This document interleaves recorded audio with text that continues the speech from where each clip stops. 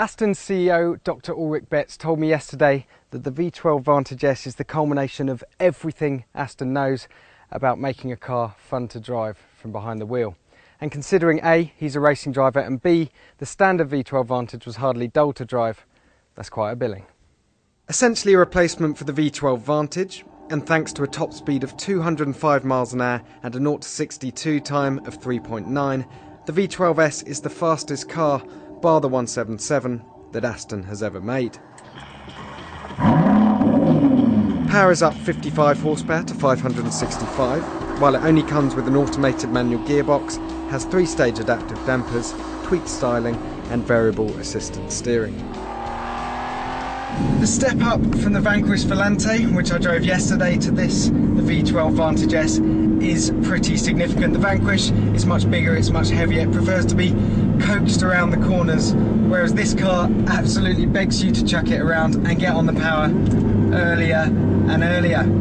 The steering is variable ratio for the first time, so it takes a little bit of getting used to, but when you do, there's loads of feedback and it weights up really nicely in the corners. The dampers, they're adaptive as well, 3 stages. You've got normal, sport and track, and they're really nicely judged, especially on these smooth US roads, of course.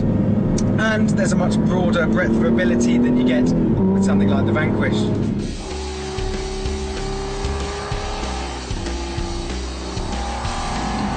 My only gripe, well, it has to be with this gearbox. It's the latest version of the 7-speed Sport Shift, which is an automated manual as opposed to the traditional torque converter auto you get in the Vanquish. On downshifts, well, it blips through those in the blink of an eye, but it's in auto mode and upshifts that it can be a bit jerky. However, if you do a little lift of the throttle just as you upshift, well, you can smooth it out. Now, that might be seen as a bad thing, but for me, I think it actually adds another dimension of involvement with the car. It means you have to learn how to drive it, and when you do, the rewards are pretty amazing.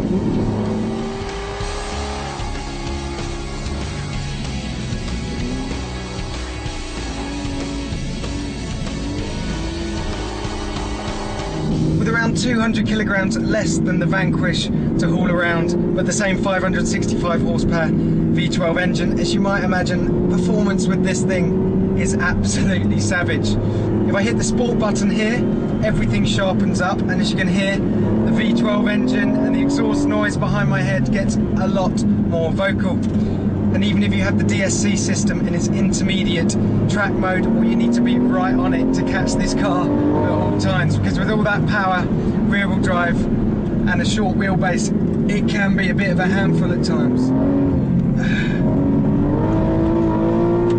Make no mistake, this is, by quite some margin, the best car that Aston Martin makes.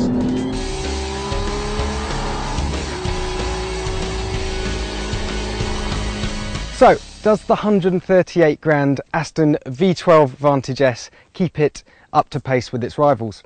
Absolutely, and not only that, this is by far the best car that Aston currently makes.